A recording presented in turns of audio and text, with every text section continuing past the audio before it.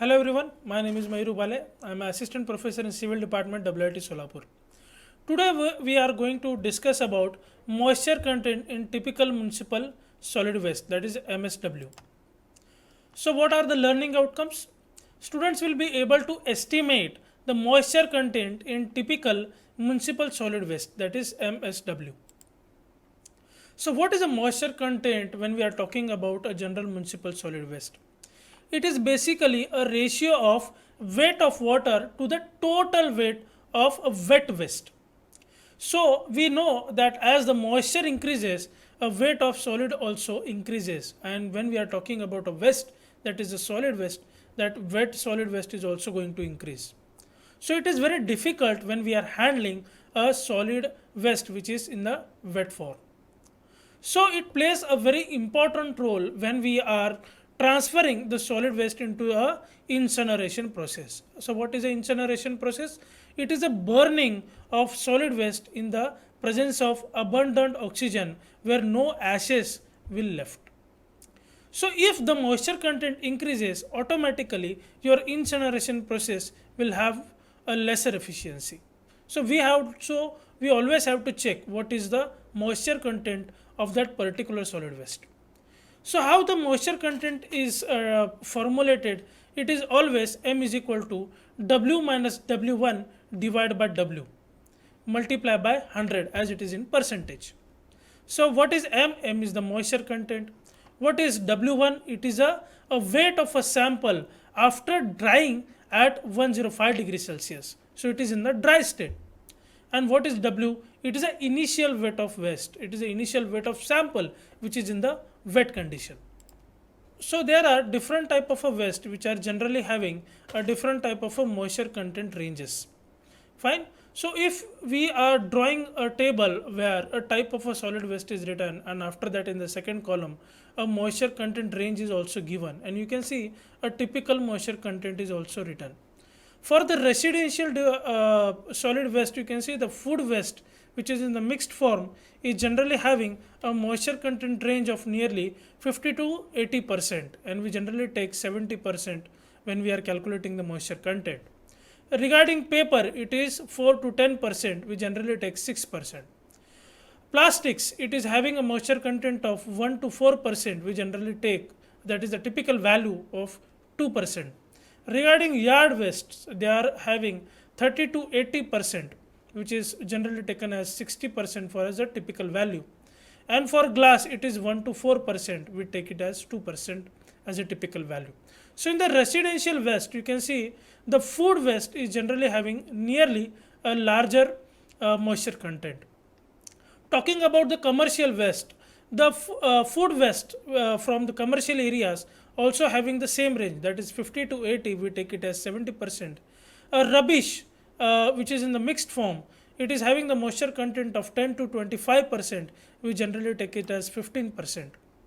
Regarding C&D waste, that is construction and demolition waste, the mixed demolition combustibles generally having a moisture content of 4 to 15%. So moisture content will be generally taken as 8%, and mixed construction combustibles generally having a same range, that is 4 to 15%, where the moisture content again taken as same, that is 8%. Regarding the industrial waste, you can see the chemical sludge is having a higher value, that is 75 to 99% of the moisture content. We typically take the value of 80%.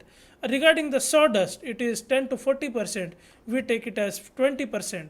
And for the wood, which is in the mixed form, we take 35% as a typical value, and range is always between 30 to 60%. And regarding the agricultural waste, you can see there are two type of agricultural waste which is entering into the what we can say a solid waste.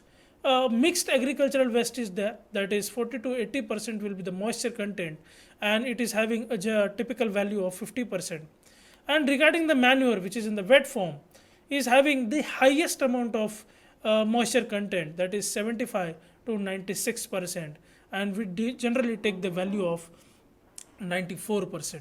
So you can see the manure plays a very important role, and that's why a different type of a treatment processes are always chosen when a solid waste is mostly contain manure in it. So we have to transfer that and we have to treat them differently so that we cannot shift the particular solid waste into the incineration and reduce down its efficiency. It is not good.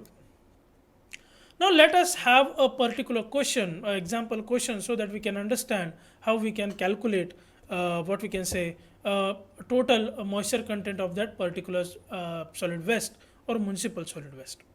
The problem is like this: calculate the composition and moisture content of typical municipal solid waste, and a table is given with different type of constituents of that solid waste or mixed solid waste is written here. Like food, the component is food, which is having a typical moisture content of 70%, which we had seen in the earlier table. And in the particular solid waste, it is having 10% by weight. So out of 100%, 10% will be constituted by, or 10% will be food. Regarding paper, the moisture content is 6% and percentage by weight is, or composition by weight is 33%. Regarding cardboard, it is having a moisture content of 5% in an absolute way, but 5% as a composition by weight. Textile is having 10% moisture content by weight basis and composition is having 4%. Rubber is having a 2% by weight basis and 3% by weight. Yard waste is having 60% by weight basis and 18% by weight. Metals are having 3% by weight basis and 10% by weight. And miscellaneous, that is the other materials, are having 6% by weight basis and 9% by weight. Now what you have to calculate? You have to calculate the composition and moisture content of the same. Let us talk how to solve that. What will be the first step? We have to convert a percentage into a kg form first. So first step will be to calculate a dry weight of each component. We will calculate the dry weight. So what we will assume? We will assume there is nearly 100 kg of solid waste. So from the table, if I am taking the example as food waste, it is having a 10% of the total waste, right, by weight. So as I am converting a percentage into 100 kg, automatically this 10% will be converted into 10 kg. And as it is having a moisture content of 70%, I can write it is of 70 kg. Fine. So the total dry weight will be calculated as the total weight is equal to dry weight plus moisture content. We know that. Therefore, the dry weight will be written as total weight minus moisture content. We can easily calculate the dry weight. Let us go by food waste only. The total weight, now we know, as it was 10%, we are converting percentage into the weight because we are taking 100 kg, so it will become 10 kg. So this is the 10 kg. So how much will be the moisture content? 70 kg, that is by weight, fine, divided by 100 kg, that is the total weight. So 70 kg will be your what we can say the weight part of the food, and 100 kg will be the total weight of the total solid waste. So it will come about 0.7. Fine. So moisture content in the food waste is 0.7. Therefore, the dry weight will become 10, that is the total weight of food waste, minus 0.7, that is your moisture content, multiplied by the total weight, that is 10 kg. This total weight is of food, not total solid waste. So it will come about 3 kg. Similarly, we have to calculate the dry waste of every component of the table which is given to us. So as I have found out the dry waste as kg per 100 kg, so I will write here 3, right, which I have calculated for food waste. Similarly, I will calculate the dry weight for every component and I will write it here. So these are the values which I have calculated and I have written here.